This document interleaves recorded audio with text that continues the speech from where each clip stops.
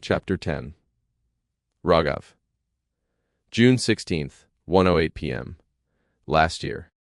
By June, the routine has settled so naturally into my day that I no longer think about it as something separate. It is not planned, not scheduled, and definitely not discussed, but it exists with a level of consistency that makes it predictable. Lunch at 1 p.m. Same place. Same people. It has become normal. Today, I reached the floor slightly later than usual. 1:08 p.m., not a major delay, but enough to notice. The corridor is quieter than peak lunch hour. A few people are already walking back, some still heading towards the pantry, and the usual office noise continues in the background without interruption. I walk towards the cabin, adjusting my grip on the lunchbox slightly. 2 knocks. The door opens. Mira is inside, already halfway through her lunch. Nisha is sitting beside her, opening her lunchbox. Akanksha is not there. I pause for a second before stepping in.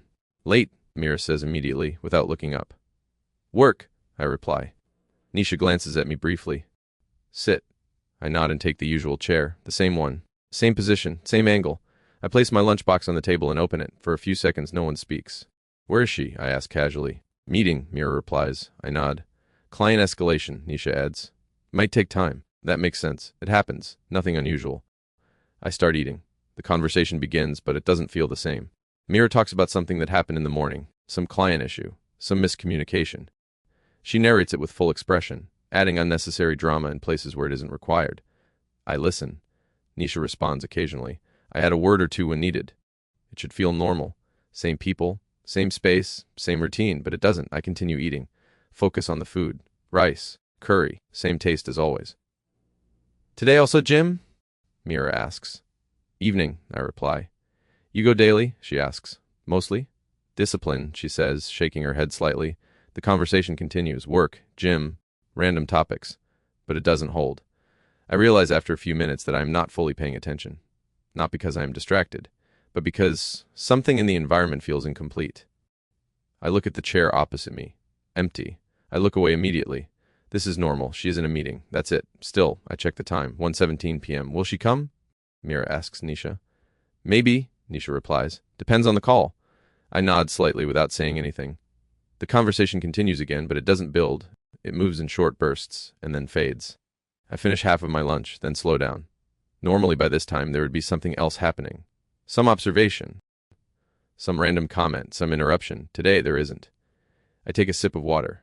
The cabin feels slightly quieter than usual. A few minutes later the door opens. I don't look immediately. Done? Mira asks. Then I look. Akanksha steps in, holding her phone, slightly adjusting her hair with other hand. Finally, Mira says, we thought you'll skip. Almost did, she replies, sitting down. She opens her lunchbox quickly, like she is catching up. I shift slightly in my seat. Not consciously, just adjusting. You started without me? She asks. Obviously, Mira replies. We were starving. Akanksha smiles faintly. For a moment, everything feels normal again. She starts eating. Conversation resumes. Naturally this time. What happened? Mira asks. Client issue, she says. Same thing, repeated. Nisha nods. Resolved? For now, she replies. I listen. The conversation flows easily now. No gaps, no forced transitions. It settles back into the usual rhythm. I take another bite. And then I notice something. The same environment. Same people. Same table. But now it feels complete again. I pause for a fraction of a second, then continue eating. Did you listen to that new track? She asks suddenly, looking at Nisha. Not yet, Nisha replies. It's good, she says. Mira looks up. Again, your indie guy Deepak? He released yesterday, Akanksha says. I don't react immediately. I take another bite. Play later, Mira says. Akanksha nods. The conversation moves on. But something stays. Deepak.